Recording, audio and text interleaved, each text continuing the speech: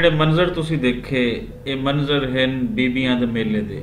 ਇਹ ਮੇਲਾ ਇਸ ਟਾਈਮ ਲੱਗਿਆ ਹੋਇਆ ਹੈ ਸ਼ਾਮਦ ਬਸੀਰਪੁਰ ਤਹਿਸੀਲ ਦੀਪਾਲਪੁਰ ਦੇ ਵਿੱਚ।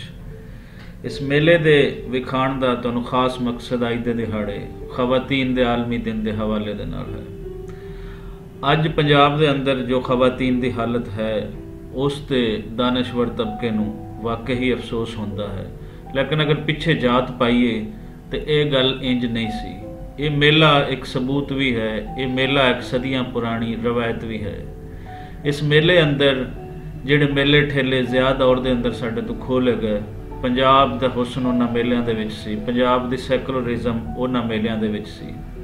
ये मेला शामद दा मेले दे नाम दे नाल मशहूर है और ये अज भी 3 दिन ये लगता है मर्दां वास्ते, बंदियां वास्ते, और अगले 3 दिन ये लगता है सवाणियां वास्ते। सो इत्थे जितना हक बंदियां दा है उतना हक ही सवाणियां दा है। ये उस सूफी परीत दी, ये उस सूफी रवायत दी एक अगे उसने तुसी कह लो कि बढ़ोतरी है जिहड़ी सानू अज भी नज़र आती है। गो के ये ज़्यादा थावां ते नहीं है, लेकिन फिर भी किते ना किते जिथे सानू मर्द नज़र आता है उत्थे औरत भी नज़र आती है।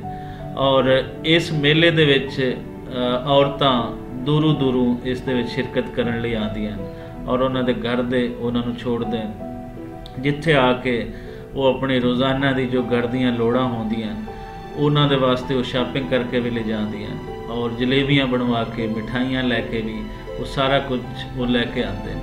सो 8 मार्च बीबियां दे आलमी दिहाड़ ते एक खास मेला असीं तुहानूं दिखाण चले हाँ कि पंजाब की औरत वास्ते इत्थे सब कुछ सी, सिर्फ मौलवीइज़म ने उस तो खोया है और उस मौलवीइज़म नूं पिछे थोड़ी हटाण की लोड़ है। औरत अज भी इत्थे बराबर है, अज भी औरत पिंडां दी, साडे पिंडां दी वो बराबर खड़ी है मर्द दे नाल। कंमकार दे विच, डिसीजन मेकिंग दे विच सिर्फ थोड़ा जिहा उस माइंड सैट नूं बदलण की लोड़ है जिहड़ा औरत नूं घर दे विच कैद करके उस दी एक फर्द की हैसीयत होण नूं खत्म करता है। सो अपनी औरत नूं इज्जत दिओ, अपने घर की औरत नूं इज्जत दिओ तो सोसाइटी बदल सकती है। सो आओ तुहाडे नाल असीं भी वेखदे हां बीबियां दा इह मेला।